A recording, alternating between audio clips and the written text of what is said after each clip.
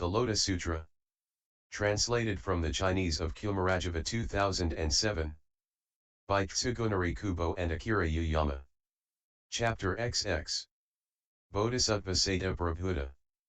Thereupon the Buddha addressed Bodhisattva Mahasthamaprapta, you should know that, as I have previously explained, those who revile, disparage, or slander monks, nuns, laymen, and laywomen who preserve the Lotus Sutra will sow a bitter harvest, as I have just taught.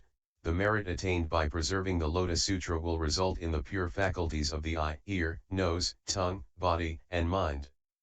O Mahasthamaprapta, in the past, immeasurable, limitless, inconceivable and incalculable kalpas ago, there was a Buddha called Bhismagarjitasvararaja, a Tathagata, Arhat, completely enlightened, perfect in knowledge and conduct, well departed, knower of the world, unsurpassed, tamer of humans, teacher of devas and humans, Buddha, Bhagavath. His land was called Mahasthamaprapta, and the kalpa was named Vinirabhaga.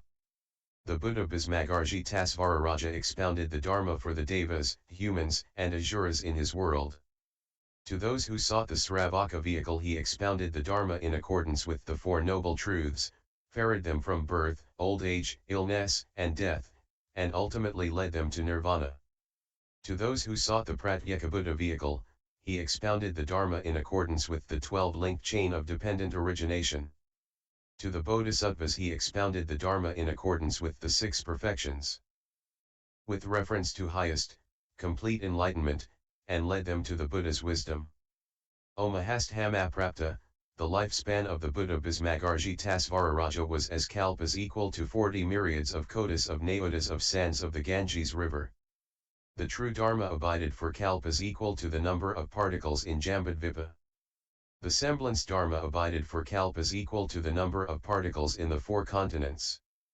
After having benefited the sentient beings, the Buddha entered parinirvana. After the extinction of the True and Sem-blance Dharmas, there appeared in this land another Buddha who was also called Bhismagarjitasvararaja, a Tathagata, Arhat, completely enlightened, perfect in knowledge and conduct, well departed, knower of the world, unsurpassed, tamer of humans, teacher of devas and humans, Buddha, Bhagavath. In this way there appeared 2 myriads of kotis of Buddhas one after another, all of whom had the same name.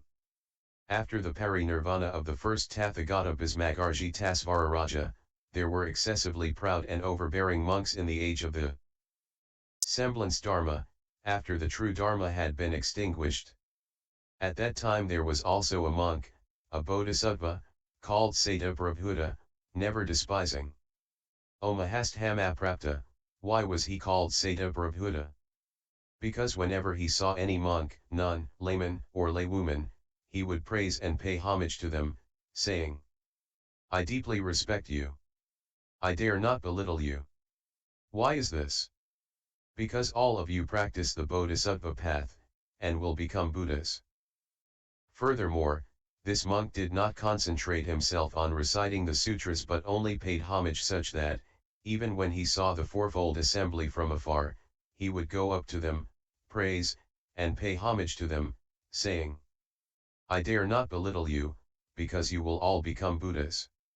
In the fourfold assembly there were some whose minds were impure and who became angry, and reviled and disparaged him, saying, Where does this ignorant monk come from? He says that he himself does not belittle us and predicts that we shall all become Buddhas. We do not need such an idle prediction.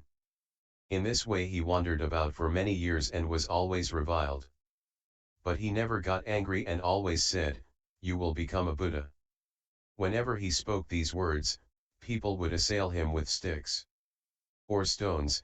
He fled from them yet still proclaimed loudly at a distance, I dare not belittle you.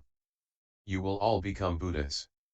Since he always spoke these words, the excessively proud monks, nuns, laymen, and laywomen called him Sadaparibhuta. When this monk was about to die, he heard in the air 20,000s of myriads of kotis of verses of the Lotus Sutra expounded previously by the Buddha Bhismagarjitasvararaja.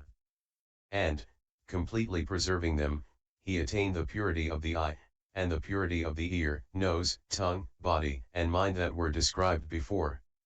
After having attained these pure faculties, his lifespan increased to hundreds of myriads of kotis of nayutas of years, and he taught this Lotus Sutra to the people far and wide.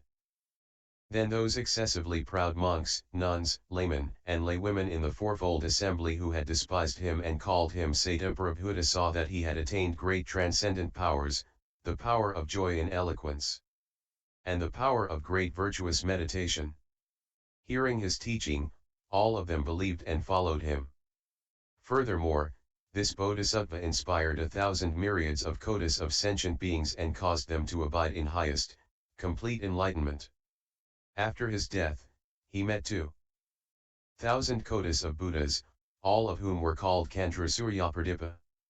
In accordance with his teaching he expounded this Lotus Sutra, and for this reason met another 2,000 kotis of Buddhas, all of whom were called Mahasthamaprapta.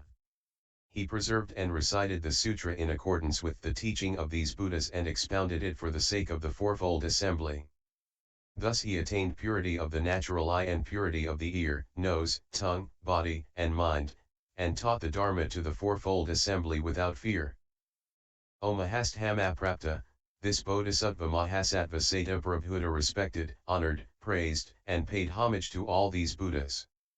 Having planted roots of good merit, he again met thousands of myriads of kotis of Buddhas, and he expounded the sutra over again in accordance with the teaching of those Buddhas.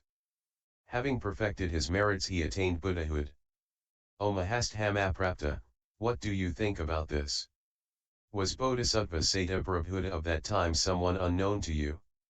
He was none other than I myself. If I had not preserved and recited this sutra and taught it to others in my previous lives, I would not have swiftly attained highest, complete enlightenment. Because I preserved and recited the sutra and taught it to others in the presence of previous Buddhas, I swiftly attained highest, complete enlightenment. O Mahasthamaprapta, then the fourfold assembly of monks, nuns, laymen, and laywomen who became angry and disparaged me, did not, as a consequence, meet a Buddha for 200 kotis of kalpas, nor did they hear the Dharma or see the Sangha. They suffered greatly in the Avasai hell for 1,000 kalpas.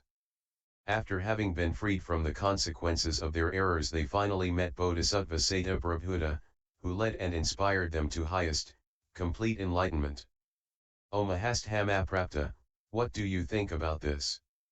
Were those in the fourfold assembly of that time who disparaged this Bodhisattva persons unknown to you? They are the 500 Bodhisattvas in this assembly, beginning with Bhadrapala, the 500 nuns beginning with Hakandra, and the 500 laymen beginning with Shugatasatana, all of whom will never turn back on the path to highest, complete enlightenment.